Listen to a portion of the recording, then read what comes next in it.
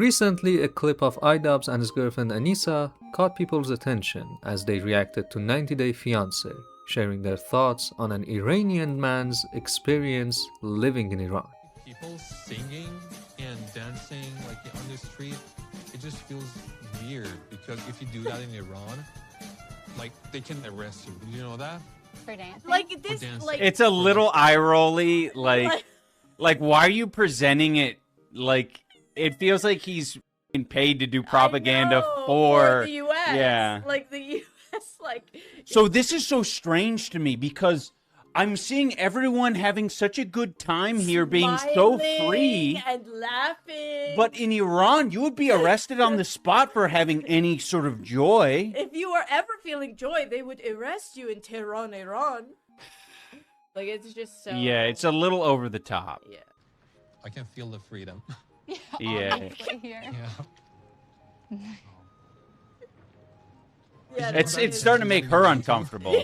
What? You can't have your dog On a leash? even on a leash. Well, where are in you the supposed to street. keep it? I don't know, at home?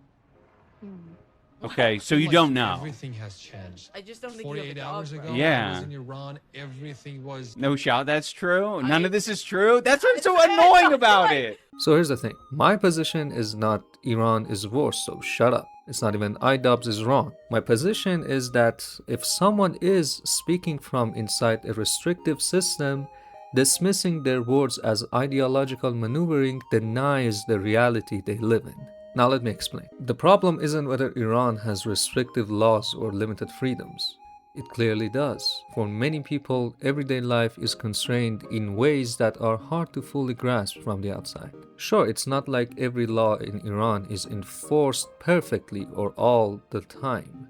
That's not really how it works. Some rules are ignored one day and suddenly enforced the next. And that unpredictability is some of the problem itself. Knowing that anything could happen if someone in power decides today is the day to care. That shapes daily life in ways that are hard to explain unless you've lived it. What stands out to me is how Ian seems to filter the Iranian speaker's words through an assumption that was already there.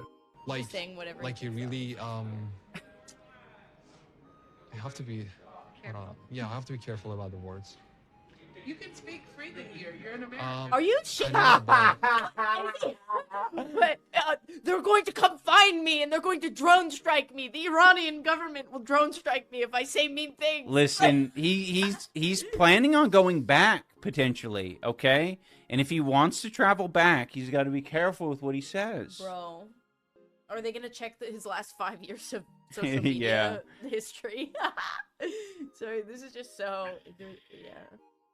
Let's comfort him because he's now in the land of the free. Everything's perfect here. We need to make it clear that people come here because they want our green cards. Ugh. His response treats the speaker as though they're trying to say America is a paradise rather than what they're actually describing. That my lived experience in Iran has been deeply restrictive and painful. And the problem starts here. That bias is what pushes iDubbbz toward his interpretation. An interpretation that for many Iranians feels like their lived experience is being reduced or dismissed, not heard on its own terms, but treated as a tool to make a broader point instead. When someone is asked to talk about that experience, describing it isn't automatically propaganda. Even if you think there's an ideological angle, responding by dismissing or intellectualizing what they're saying misses the mark. It's just not the way to do it, because this is not really a political disagreement. It's a listening problem. There's a personal story being treated like an argument that needs to be debated. Because when you try to actually debate someone's experience, you flatten that experience into nothing. Also, a quick thing. Apparently, YouTube added a hype button. If you click it, this video gets boosted and it actually helps the channel grow way more. So if you want to support the channel, press it. Thank you. Later, he clarified his position in response to a disappointed fan. Can you address this real quick? As someone who is a sub and has gifted, letting you know I've canceled my sub, seeing the ignorant comments putting down the Iranian man did it for me. A close friend of mine's parents escaped Iran for Italy and have told me how bad the regime is. It's not American propaganda. Very disappointed. Do better. Write me off as a troll. I don't care. I just want you to see the criticism and hopefully think before you speak. Honestly, I think this is... Everyone's entitled to their own opinion. Like, if you want to be critical of the Iranian regime, that's great. That's fine. Like, if that... Especially if you have experience, right? But using another country to essentially say, like, America great, America awesome, that's where I have the problem with, right? And that's exactly what we saw. Okay, so I think he is entitled to his opinion. That's fine. But using another person's lived experience as ideological rhetoric for whatever reason like this... It's almost like I was swimming through a cloud of shit in Iran. But now that I'm here, all of the shit is gone. And then he looks the other camera and he goes, "Thank you, Donald Trump." That's where I have a problem.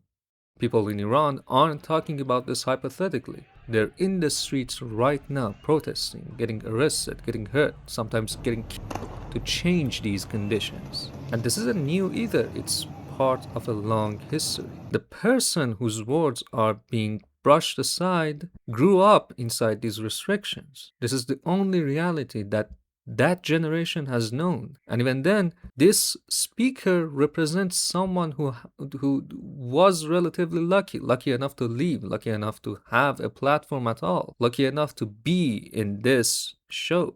I feel like I had a sunglasses in Iran that I could see everything darker, but here everything looks more colorful. Well, it's Mardi Gras. Dude, It's dude, Mardi Gras. he is talking like he's writing what is this? It's so performative. It's annoying. He's writing a new American anthem. I think part of the issue here is distance.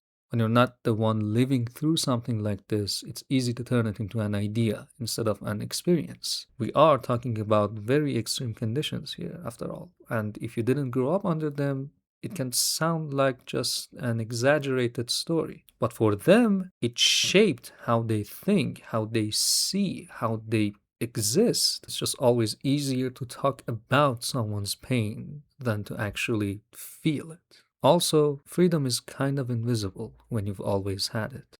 When being able to speak and move or push back is normal for you, you don't really notice it. Privilege has a way of disappearing from view when you're standing inside it. Thanks for watching, and goodbye.